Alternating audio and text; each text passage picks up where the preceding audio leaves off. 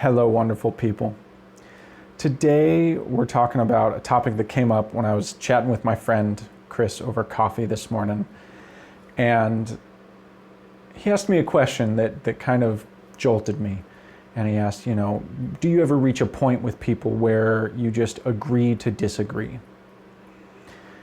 That's a really common way that we approach conflict, especially in our society today, is we say, well, you're wrong, I'm right, but I'm not willing to fight with you, so I'm just going to agree to disagree with you. And there's nothing wrong with that. I mean, if that saves Thanksgiving dinner, okay, great. And if, then we're putting a lot of emphasis on what saving Thanksgiving dinner means. But a lot of times, I think it might be more valuable to recognize that the other person isn't wrong.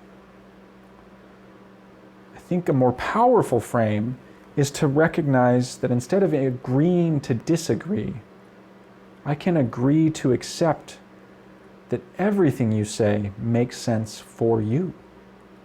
That all of your experience in life has led you to the beliefs and actions that you hold and exhibit.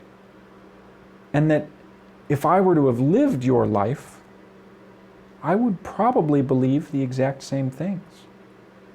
I would probably say the same things. And this takes it takes a lot of energy. It takes a lot of practice to step out of agreeing to disagree and instead agreeing to accept each other. Not accept the person, but not their beliefs, because then you're not accepting them. Accepting the person and their beliefs. Now, this doesn't mean that you have to also hold their beliefs. I am not going to hold a lot of the beliefs that some people in my family hold, that some people in my community hold, some of the people I care most about. My experiences, which are just as valid as theirs, have brought me to a point where I believe what I believe for a reason. But if I'm willing to step out of disagreement with them, then I'm able to step into a space where we can talk about why we believe what we believe, why we do what we do, why we say what we say. And in that space, we've actually got a really amazing way to create change for ourselves and for others. Sometimes when somebody explains why they believe something, if I'm not holding on to that disagreement, I can actually see the value of what they say. And sometimes I recognize that maybe I do believe that they're right. That maybe I want to start believing what they believe. And sometimes the opposite happens. And when they can hear what I have to say without holding on to disagreement, then they might change the way that they start to believe. But that can't be the purpose of the conversation.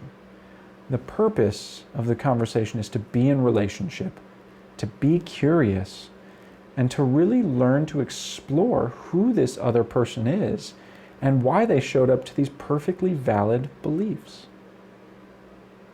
So that's a fairly challenging topic. I would invite you to give it a try.